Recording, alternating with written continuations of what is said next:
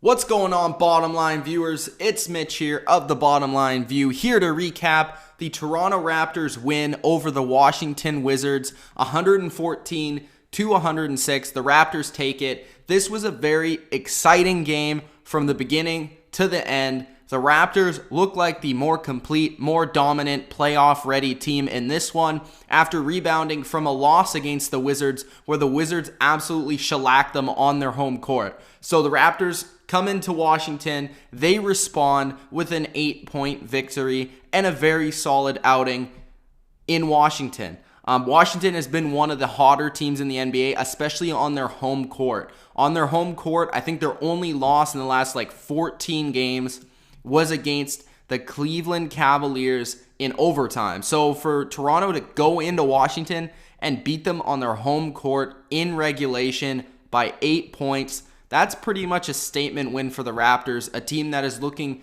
to ride high into the playoffs without one of their best players in Kyle Lowry. I have a lot to say specifically about the Toronto Raptors and how I think that, like I said in one of their earlier recaps just like a week ago or so, I think Toronto is a team that is flying right under the radar in the Eastern Conference, and I think that they have a lot of pieces that could give not only a lot of teams in the Eastern Conference troubles, but even the Cleveland Cavaliers. I think a big acquisition that they made this offseason has really made the Raptors a more legitimate threat against the Cavaliers. Now, I'm not saying that they'll beat the Cavaliers, but I am saying that the Raptors, with Serge Ibaka and a healthy Kyle Lowry, would really give LeBron James and the Cavs a little bit of trouble.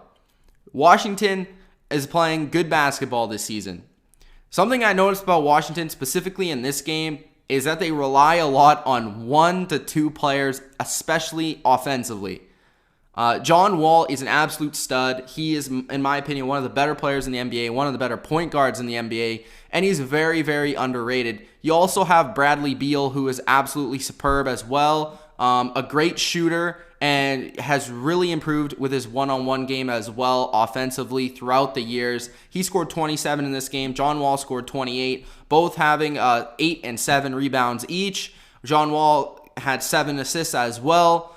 He only shot 37% from the field, but I thought that John Wall, almost every time he has the ball, he is just so good. I mean, he's so good at finding the open guy. He's so good at getting to the hoop and getting his own opportunities. And he's also good at setting up his teammates. And that is why he's one of the better point guards in the NBA. He's also very good defensively, as he chipped in with 8 rebounds. Bradley Beal shot pretty well tonight, had 47.6%.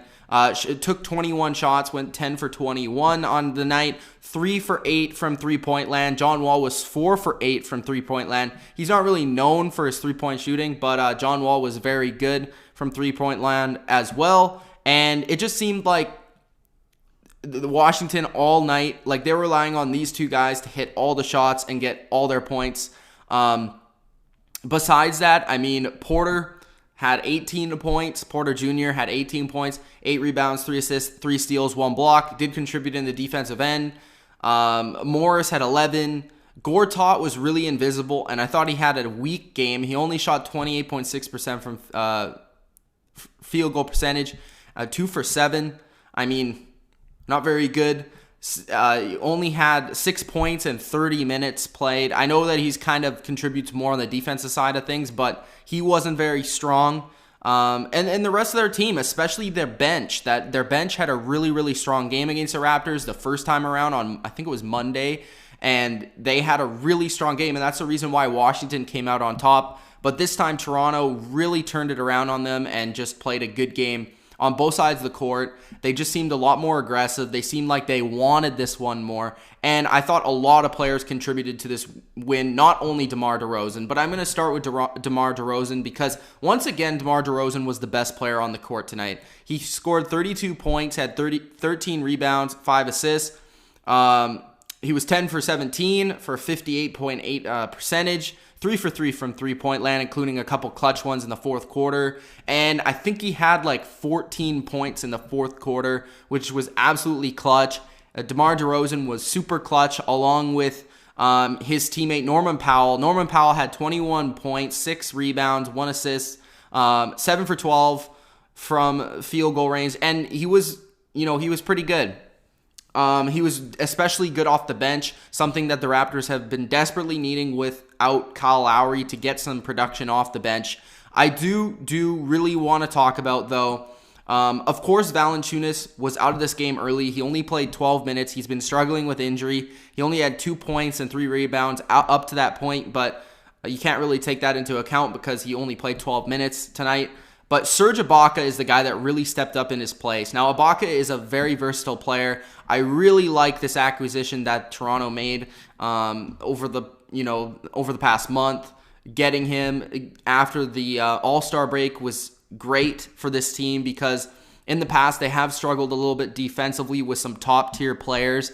Ibaka gives you that versatility he can not only cover, the guy that's a power forward, small forward, even a center at times, but he can cover those point guards and 2 guards as well in clutch situations, which he did at times against John Wall. Whether it was because of a switch or not, he was still in the face of those players like Beal, like Wall, and making big plays. And he had a few blocks. I think he had 2 blocks, but 2 absolutely awesome blocks in this game.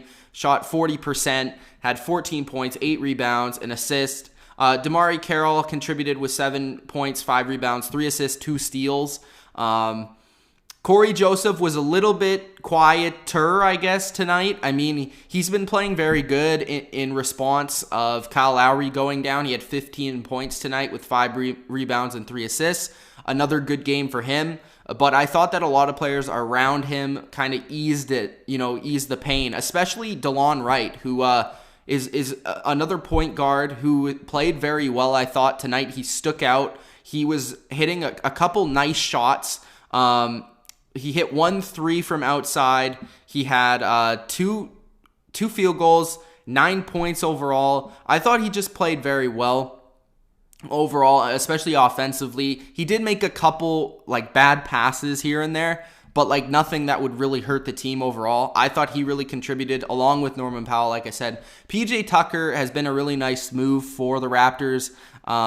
Point production or not, he's playing well. He only had 6 points, 3 rebounds in this game. But the little things that he does, like the defense that he plays, he's always in the right spot. He cuts at the right time. He's good off the ball. I mean, he's a good basketball player, and he definitely helps this team, especially in terms of depth. This is one of the most, depth-driven Raptors teams I've seen in a very long time. I think this is one of the better teams, even maybe better than last year. I think they just have the depth. You see they can beat a team like Washington without Valanciunas, without Lowry. So that speaks a lot because especially in the NBA, a sport where there's only 5 guys on the court at a time, and one player like a Ibaka that they get from OKC impacts their team so much. So having, one of your all-stars and another good player on your team being out is huge in basketball. It's not like football where you can easily replace them. There's 11 players, on offense, 11 players on defense, then there's special teams and everything.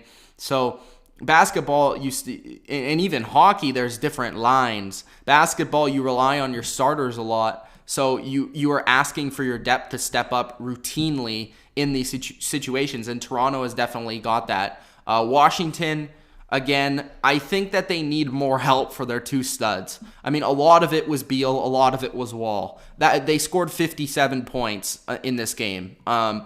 It even seemed like more. Every time Wall had the ball, sure, he was dangerous, but it's like guys need to step up around him. This team's only going to go so far with 2 guys that are really very good scorers. They almost need that third player. If they had that third player, Washington would be a real threat, I think.